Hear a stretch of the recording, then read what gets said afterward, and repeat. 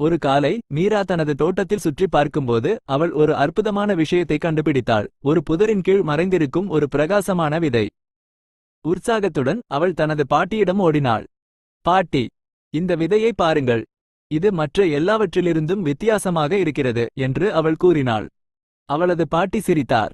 ஆமாம் என் அன்பே, ஏன் நீ அதை நட்டு என்ன நடக்கிறது என்று பார்க்கக்கூடாது?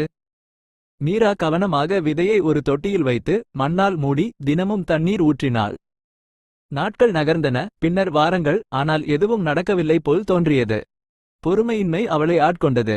ஒருவேளை இந்த விதை உடைந்து போயிருக்கலாம் என்று அவள் முணுமுணுத்தாள். ஏமாற்றமடைந்த அவள் சில நாட்களுக்கு தண்ணீர் ஊற்றுவதை நிறுத்தினாள். ஒரு மாலை அவளது பாட்டி மீராவின் சோர்வான முகத்தை கவனித்தார்.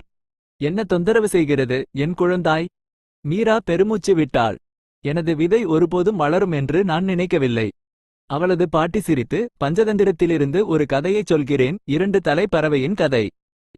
ஒரு காலத்தில் 2 தலைகள் ஆனால் ஒரே உடல் கொண்ட ஒரு விசித்திரமான பறவை இருந்தது என்று பாட்டி தொடங்கினார். ஒரு நாள் அவை ஒன்றாக பறக்கும்போது முதல் தலை ஒரு சுவையான பழத்தை கண்டுபிடித்தது. அதை பகிர்ந்து கொள்ளாமல் அவன் அதை தனியாக சாப்பிட்டான். நமக்கு ஒரே உடல் என்பதால் எந்த தலை சாப்பிட்டாலும் பரவாயில்லை என்று கூறினான். இரண்டாவது தலை அவமானப்படுத்தப்பட்டதாக உணர்ந்தது மற்றும் பழிவாங்க விரும்பியது. பின்னர் அது ஒரு விஷப்பழத்தை கண்டுபிடித்து வன்மத்துடன் அதை சாப்பிட்டது. ஆனால் 2 தலைகளும் ஒரே உடலை பகிர்ந்து கொண்டதால் விஷம் இரண்டையும் கொன்றது. அவர்கள் விரக்தியுடன் செயல்படுவதற்கு பதிலாக ஒன்றாக வேலை செய்திருந்தால் அவர்கள் உயிர் வாழ்ந்து செழித்திருக்க முடியும். மீராவின் கண்கள் விரிந்தன.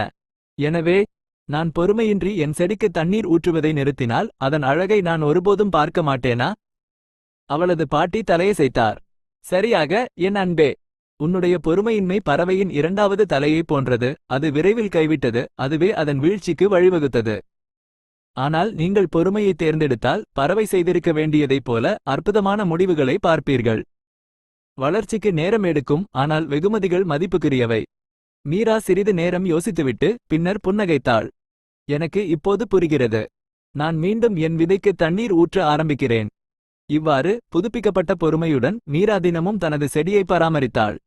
மாதங்கள் கழித்து ஒரு சிறிய துளிர் தோன்றியது. விரைவில் ஒரு அழகான மரம் செழித்தது. அவளுக்கு நிழலையும் இனிமையான பழங்களையும் கொடுத்தது. நீதி, விரைவில் கைவிடுவது போன்ற அவசர முடிவுகள் தோல்விக்கு வழிவகுக்கும். அதே நேரத்தில் பொறுமை மற்றும் விடாமுயற்சி வெற்றிக்கு வழிவகுக்கும்.